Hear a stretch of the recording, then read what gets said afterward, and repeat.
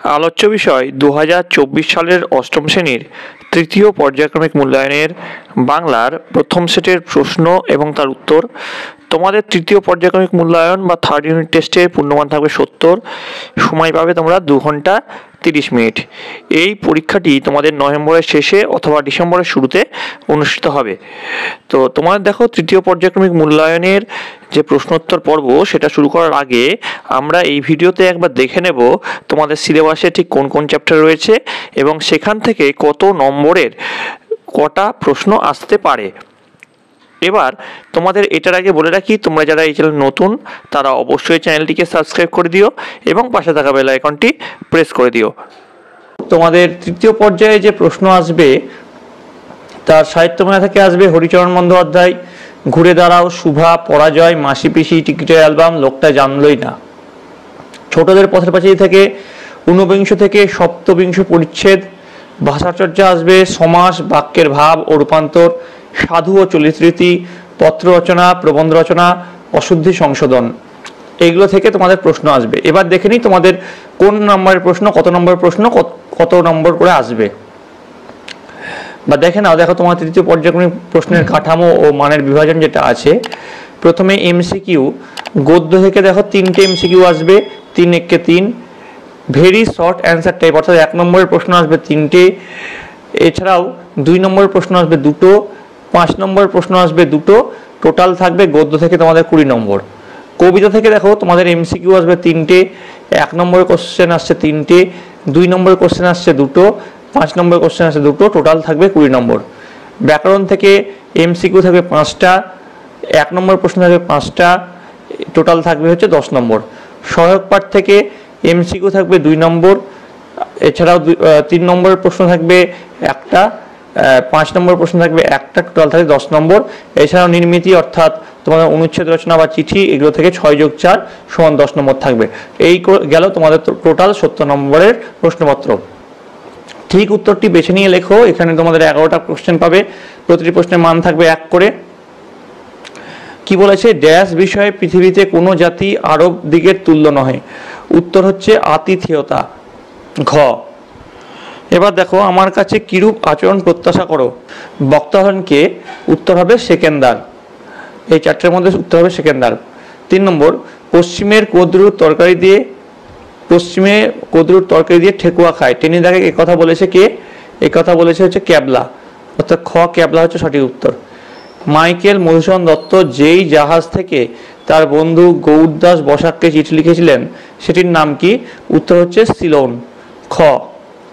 1.5, কবি মৃদুল দাশগুপ্তের প্রথম কাব্যগ্রন্থ কি হবে? জলপাই কাঠের এসরাজ, গ। এবার দেখো 1.6, সাইকেল রিক্সাগুলো সিজ দিয়ে যায় গ্রামে গ্রামান্তরে নাকি শহরান্তরে নাকি বনে বনান্তরে নাকি কলকাতায়।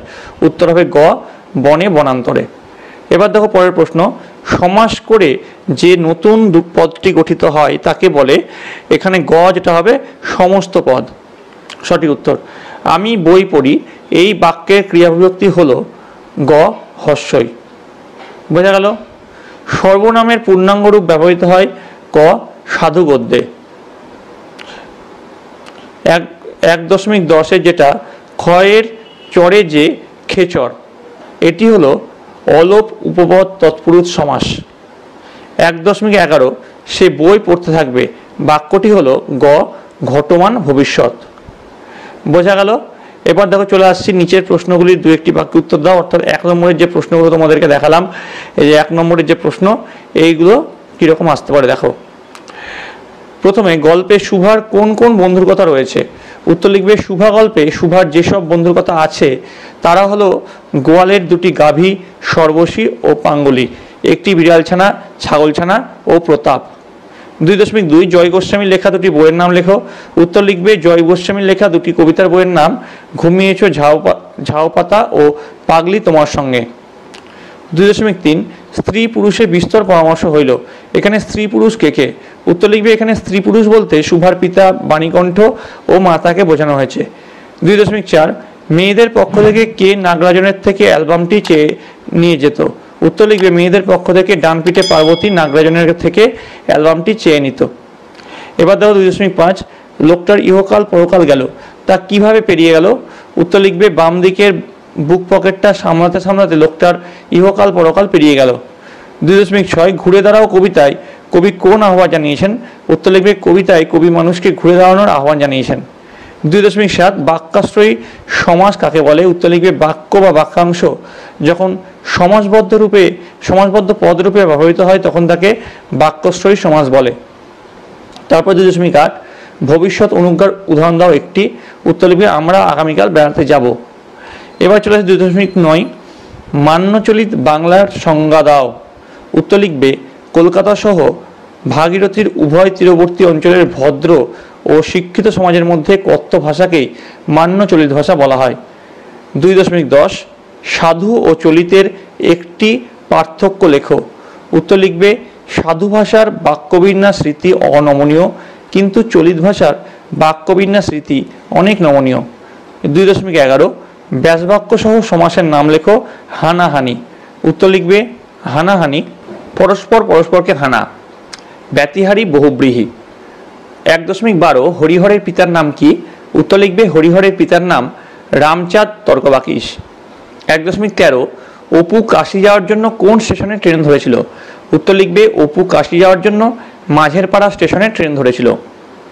এবার চলে আসে 3 দাগের প্রশ্ন। কম বেশি 30টি শব্দে যে কোনো 2টি প্রশ্নের উত্তর দাও। এখানে দেখো 2টি প্রশ্ন আছে, প্রতিটি প্রশ্নের মান আছে 2।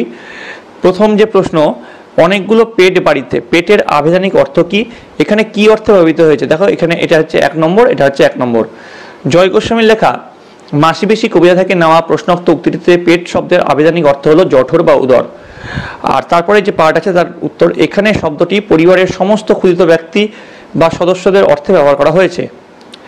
তারপরে দেখো পরের যে প্রশ্ন আছে, শুকতারাটি ছাদের ধারে চাঁদ থামে তাল গাছে, এখানে কোন সময়ের কথা বলা হয়েছে? তিনের যে প্রশ্ন, এটার যে 3 নম্বর যে প্রশ্ন, আলাদিনের আশ্চর্য প্রদীপ আসলে কি? কবিতা এরকম বলা হয়েছে কেন? এখানে দেখো তোমাদের প্রশ্ন থাকবে, যে কোনো 2টো প্রশ্নের উত্তর করতে বলেছে, এই 3টের মধ্যে যে কোনো 2টো প্রশ্নের উত্তর তোমাদের করতে হবে। তারপর 4 দেখো, 4-এর দাগ কম বেশি 30টি শব্দে যে কোনো 2টি প্রশ্নের উত্তর দাও। এখানেও তোমাদের 2টো প্রশ্ন করতে হবে, প্রতিটি প্রশ্নের মান থাকবে 2 করে। শুভা কোন গ্রামে বাস করতো? তাকে কে সু বলে ডাকতো? আর খ নাগরাজনের অ্যালবামের প্রথম পাতায় কি লেখা ছিল? আচ্ছা, গ নম্বরের প্রশ্ন দেখো, নাগরাজনের অ্যালবামের প্রতি সকলে আকৃষ্ট হয়ে পড়লো কেন? তার উত্তর তোমরা কি লিখবে? নাগরাজনের অ্যালবামটি তার কাকা তাকে সিঙ্গাপুর থেকে পাঠিয়েছিলেন, টিকিট কম ছিল তাতে, তবু স্থানীয় দোকানে অমন অ্যালবাম পাওয়া যায় না। এছাড়া তাতে ইন্দোনেশীয় এক সুন্দরীর ছবিও আছে, যা রাজাপ্পার অ্যালবামে নেই, তাই তার অ্যালবামের প্রতি সকলে আকৃষ্ট হয়ে পড়ল। পরবর্তী প্রশ্ন আছে, কম বেশি 60টি শব্দে যে কোনো একটি প্রশ্নের উত্তর দাও। এখানে একটাই প্রশ্ন আছে, এই প্রশ্নের মান হচ্ছে 3। হঠাৎ অপুর মন এক বিচিত্র অনুভূতিতে ভরিয়া গেল, পাঠ্য রচনা অবলম্বনে বিচিত্র অনুভূতির পরিচয় দাও। আর 5.2 পথের পাঁচালী রচনার 26 নম্বর পরিচ্ছেদ অবলম্বনে আতুরি বুড়ির পরিচয় দাও। এই দুটোর মধ্যে যে কোনো একটা প্রশ্নের তোমাদেরকে উত্তর করতে হবে। এবার দেখো চলে আসে, যে কোনো 5টি প্রশ্নের উত্তর দাও। প্রতিটি প্রশ্নের মান আছে 5 করে, 5 × 5 25। তো দেখে নাও প্রথম যে প্রশ্ন কি লেখা আছে। প্রথম প্রশ্ন 6.1 এর কৃতিত্ব অনেকাংশে শান্তিনিকেতনের প্রাপ্য। কোন কৃতিত্বের কথা বলা হয়েছে? তার বহুলাংশ শান্তিনিকেতনের প্রাপ্য বলে লেখক মনে করেছেন কেন? তো এর উত্তর তোমরা লিখবে হীরেন্দ্রনাথ দত্তের লেখা হরিচরণ বন্দ্যোপাধ্যায় প্রবন্ধ থেকে প্রশ্নোক্ত উক্তিটি নেওয়া হয়েছে।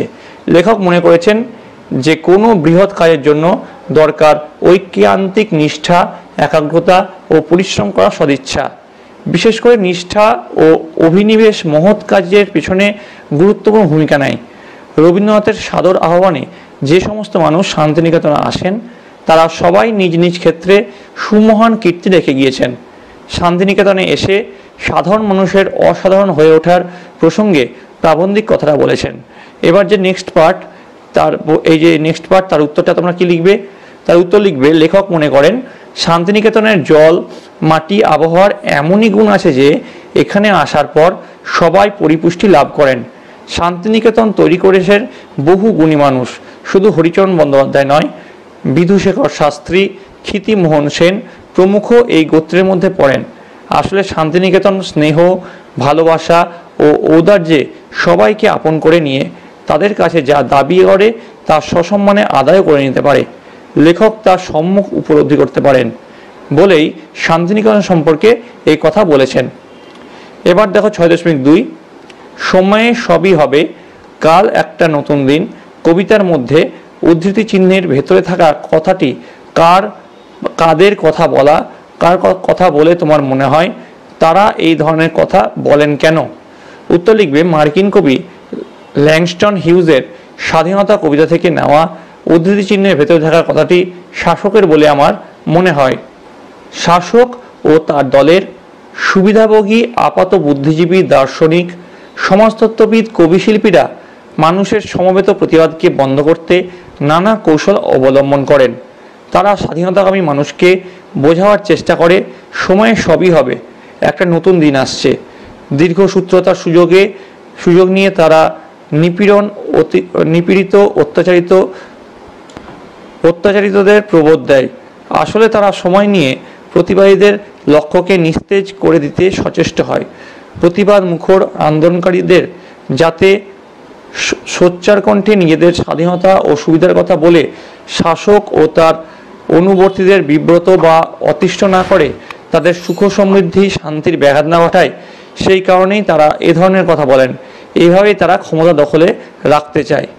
এবার চলে আসছে 6.3, সে নির্জন দ্বিপ্রহরের মতো শব্দহীন এবং সঙ্গীহীন। শুভা সম্পর্কে এরকম উপমা লেখক ব্যবহার করেছেন কেন? উত্তর লিখবে বিখ্যাত ছোট গল্পকার রবীন্দ্রনাথ ঠাকুর রচিত শুভা গল্পের প্রধান চরিত্র শুভা জন্ম থেকেই বোবা। দ্বিপ্রহরে যেমন প্রতীকশূন্য থাকে পরিবেশ, তার প্রচণ্ড দাবদাহের কারণে সেখানে কোলাহল কলরব কিছুই শোনা যায় না, তেমনি শুভাও ছিল নির্বান্ধব, একাকী। তার মুখের ভাব ছাড়া অন্য কোনো ভাষা ছিল না। তার চোখের ভাষা অসীম, উদার এবং অতলস্পর্শী, গভীর, কিন্তু তার মধ্যে বৃহৎ প্রকৃতির মতো এক বিজন মহত্ব ছিল। এই জন্য সাধারণ বালক বালিকারা তাকে এক প্রকার ভয় করত এবং তার সঙ্গে খেলত না। এই কারণে শুভা সম্পর্কে লেখক উদ্ধৃত উপমাটি ব্যবহার করেছেন। চলে আসছি পরের প্রশ্নে 6.4, সরতে সরতে সরতে তুমি আর কোথায় সরবে? কবি কোথা থেকে এই স্মরণ লক্ষ্য করেছেন? এক্ষেত্রে তার দেওয়া পরামর্শটি কি? উত্তর লিখবে সমাজ সচেতন কবি প্রণবেন্দু দাশগুপ্ত লক্ষ্য করেছেন মানুষ দিন দিন তার প্রতিবাদী ধর্ম থেকে সরে যাচ্ছে। সামাজিক অন্যায় অবিচারকে তারা সহ্য করে নিচ্ছে। এভাবেই মানুষ প্রতি মুহূর্তে আদর্শ মর্যাদা বলিষ্ঠ ধ্যান ধারণা ও জীবনবোধ থেকে পিছু হচ্ছে। মানুষের মধ্যেকার শুভভাবনার প্রকাশ নেই, অন্যায়ের প্রতিবাদ নেই, অসঙ্গতির বিরুদ্ধে সোচ্চার প্রতিরোধ নেই। এইসবগুলিও কবি বেদনাহত চিত্তে লক্ষ্য করেছেন। পরের যে প্রশ্ন, এই যে এক্ষেত্রে তার দেওয়া পরামর্শটি কি? তার উত্তর তোমরা লিখবে কবি মানবতার লাঞ্ছনা সহ্য করতে পারছেন না। তার পরামর্শ অবস্থা পাল্টাতে হবে। নিরুপায় অসহায়ভাবে শেষ হওয়ার আগে সমাজ বদলের চেষ্টায় সামিল হতে হবে। কোনো কিছু না করে মৃত্যুবরণ করে লাভ নেই, বরং প্রতিকূল বিরুদ্ধ পরিবেশকে নিজের আয়ত্তে এনে মানুষের জন্য কিছু করার মধ্যেই মানব জীবনের সার্থকতা। সেই উদ্দেশ্য সাধনের জন্য কবি ঘুরে দাঁড়ানোর পরামর্শ দিয়েছেন। এবার চলে আসি পরের প্রশ্ন 6.5, বাঁ দিকের বুক পকেটটা সামলাতে। এখানে বাঁ দিকের বুক পকেট বলতে কি বোঝানো হয়েছে? তো এর উত্তরকে তোমরা কি লিখবে? উদ্ধৃত পংক্তিটি কবি সুভাষ মুখোপাধ্যায়ের লেখা লোকটা জানলই না কবিতা থেকে নেওয়া হয়েছে। বাঁ দিকের বুক পকেট বলতে কবি লোকটির প্রাণে বেঁচে থাকার ঐকান্তিক আগ্রহে অর্থ উপার্জন ও তা রক্ষা করার সার্বিক চেষ্টাকে বুঝিয়েছেন। সাংসারিক আত্মকেন্দ্রিক মানুষ সাধারণত তার অত্যাবশ্যকীয় প্রয়োজনীয় জিনিসপত্র বিশেষত অর্থ নিজেদের জামার বাম দিকের পকেটে রাখে, কিন্তু সৃষ্টিকর্তার দান দেহের বাম দিকে থাকা হৃদয়ের খোঁজ সে করে না। বাহ্য সম্পদের প্রতি মানুষে এতই মোহমুগ্ধ হয়ে পড়ে যে জীবনের মূল উদ্দেশ্য হৃদয়বত্তার বিকাশের কথা সে ভাবে না। মানুষ তার অর্থ ও সম্পত্তির দিকটাকে বেশি গুরুত্ব দেয়। কবির ভাবনায় এটি হওয়া অনুচিত। তাই মানুষের উপার্জন সর্বস্ব মানসিকতার দিকটি কটাক্ষ করে কবি আলোচ্য কথাটি বলেছেন। হঠাৎ যেন 6.6 দেখো, হঠাৎ যেন ওর জনপ্রিয়তা কমে গেছে। কার এমন মনে হয়েছে? এই জনপ্রিয়তা হঠাৎ কমে যাওয়ার কারণ কি? উত্তর লিখে প্রখ্যাত তামিল সাহিত্যিক সুন্দর রামস্বামীর লেখা টিকিটের অ্যালবাম গল্পের উক্ত কথাটি ডাক টিকিট সংগ্রাহক ছাত্র রাজাপ্পার এমন মনে হয়েছে। তো দ্বিতীয় যে পার্ট, এই জনপ্রিয়তা হঠাৎ কমে যাওয়ার কারণ কি, এর উত্তর তোমরা লিখবে এই জনপ্রিয়তা হঠাৎ কমে যাওয়ার কারণ হলো নাগরাজনের অ্যালবামটি রাজাপ্পার অ্যালবামের চেয়ে বেশি আকর্ষণীয়, তার উপর সেটা তার কাকা সিঙ্গাপুর থেকে পাঠিয়েছে। তাছাড়া স্থানীয় কোনো দোকানে অমন অ্যালবাম পাওয়া যায় না, আর তাতে ছবিগুলোই ছিল ভালো। যেমন ইন্দোনেশিয়ার এক সুন্দরীর ছবিটি ছিল খুবই সুন্দর, তাতে ডাক টিকিট কম থাকলেও নাগরাজন নিজের সুন্দর ব্যবহারে সবাইকে আকৃষ্ট করে তুলেছিল। এমনকি সে নিজেই পাতা উল্টে আনন্দের চিত্তে সবাইকে অ্যালবামটি দেখাতো। সর্বোপরি তার অ্যালবামের নতুনত্ব ছিল বলে সকলেই কৌতূহলী হয়ে তাকে ঘিরে থাকতো। এই কারণে রাজাপ্পার জনপ্রিয়তা কমে যায়। এবার দেখো পরের প্রশ্ন 6.7, মাসি পিসি কবিতায় এই মাসি পিসি কারা, তাদের জীবনের কোন ছবি এই কবিতায় তুমি খুঁজে পাও? উত্তর লিখবে জয় গোস্বামীর মাসি পিসি কবিতায় উল্লিখিত মাসি পিসিরা হলেন সমাজের হতদরিদ্র, শ্রমজীবী, পরিশ্রমী মহিলারা। এরা জীবন সংগ্রামে টিকে থাকার জন্য আইনের চোখকে ফাঁকি দিয়ে কিংবা আইন রক্ষকদের অর্থ দিয়ে গ্রাম থেকে চালের বস্তা নিয়ে শহরে বা শহরতলিতে বিক্রি করে। এবার যে পরবর্তী পার্ট, তাদের জীবনের কোন ছবি এই কবিতায় তুমি খুঁজে পাও, এটার উত্তর তোমরা লিখবে আলোচ্য কবিতায় মাসি পিসিদের অসহায় ও কঠোর জীবন সংগ্রামের ছবি খুঁজে পাওয়া যায়। ভোরের আলো ফোটার আগেই তাদের ঘুম ভাঙে, তারপর আগের দিনের বাসি কাপড় কেচে সমস্ত কাজ সামলে তারা রেল স্টেশনের দিকে চলে যায়। তাদের কোলে কাখের পোটলা পুটলিতে ও বস্তায় চাল থাকে। পরিবারের সবাই তাদের রোজগারের মুখাপেক্ষী। রোজগার তাদের সামান্য হলেও তার জন্য কঠোর পরিশ্রম করতে হয়। দুঃসহ কায়িক পরিশ্রমের পরেও আছে পুলিশি নজরদারি, লাঞ্ছনা, গঞ্জনা ও নানান বিপত্তি। স্টেশনে কর্মরত হোমগার্ডদের সঙ্গেও তাদের নানা ঝামেলা লাগে। সামাজিক কারণে আনন্দ উৎসব তাদের জীবনে কোনো স্বতন্ত্র তাৎপর্য আনে না। পরিবর্তনহীন অনুজ্জ্বল চিরন্তন পরিস্থিতির মধ্যে তাদের জীবন কাটে। সেখান থেকেই বেঁচে থাকার ক্ষীণ আশা নিয়ে তারা জীবনভর কঠোর পরিশ্রম করে যায়। তো এই গেল 5 মার্কসের যে প্রশ্ন, তার প্রশ্ন এখানে 7টা প্রশ্ন তোমাদের দেওয়া আছে, এর মধ্যে যে কোনো 5টা প্রশ্ন তোমাদের করতে বলেছে। এবার আসছি পরের যে প্রশ্ন, 7 দাগের প্রশ্ন। বন্যার প্রকোপে গ্রামের বহু কৃষিজমি নদীর গ্রাসে হারিয়ে যাচ্ছে, নদীর পাড়গুলির স্থায়ী রক্ষণাবেক্ষণের প্রয়োজন। এই বিষয়ে সংবাদপত্রের সম্পাদকের কাছে একটি চিঠি লেখো। দেখো এর জন্য তোমরা নাম্বার পাবে 4 নম্বর। প্রথমে তারিখ দিবে, যেদিন পরীক্ষা তার তারিখ দিবে, মাননীয় সম্পাদক মহাশয়, আনন্দবাজার পত্রিকা, তার সেখানকার অ্যাড্রেস দিবে।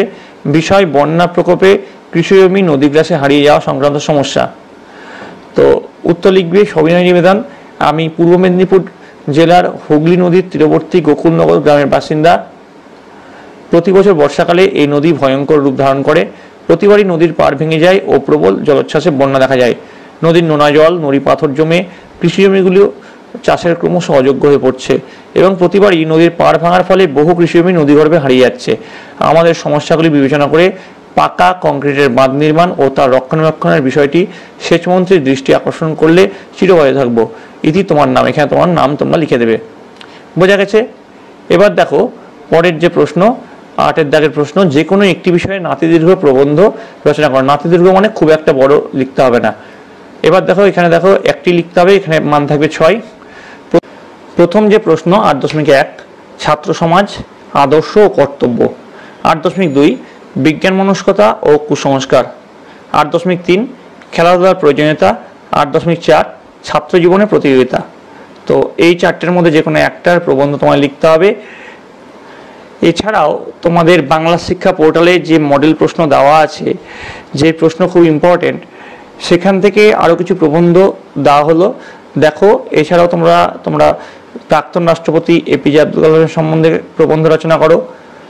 পরিবেশ রক্ষায় ছাত্রছাত্রীর ভূমিকা, বইমেলার উপযোগিতা, এইসব প্রবন্ধগুলো তোমরা প্র্যাকটিস করবে। এছাড়া একটা চিঠি তোমাদেরকে দেওয়া হচ্ছে, যথেচ্ছ শব্দবাজি ব্যবহারের বিরুদ্ধে জনমত গড়ে তুলতে সংবাদপত্রের সম্পাদকের কাছে চিঠি লেখো। এটাও কিন্তু খুব ইম্পর্টেন্ট, তোমাদের চিঠি থাকছে। বোঝা গেল? তো আশা করি তোমাদের এই তৃতীয় পার্বিক মূল্যায়নের বাংলার প্রশ্নপত্র তোমাদের সকলের ভালো লেগেছে। যদি এই প্রশ্নপত্র তোমাদের ভালো লেগে থাকে অবশ্যই লাইক করবে, বন্ধুদের কাছে অনেক শেয়ার করবে। তোমরা যদি এই চ্যানেল নতুন হও, তোমাদের সাবস্ক্রাইব বাটনটি টিপে তার পাশে যে বেল আইকনটি আছে সেই বেল আইকনটি প্রেস করবে, তাহলে এই চ্যানেলে তোমাদের নতুন নতুন যে সাবজেক্ট দেওয়া হবে সেগুলো সব তোমাদের কাছে চলে আসবে। তোমাদের আরও যে সাবজেক্টগুলো আছে সেগুলো নিয়ে খুব তাড়াতাড়ি আমি এই চ্যানেলে আপলোড করে দেবো। সেইগুলো দেখার জন্য চ্যানেলটিকে সাবস্ক্রাইব করে রেখো। তোমরা সকলে ভালো থাকো, তোমরা সকলে সুস্থ থাকো।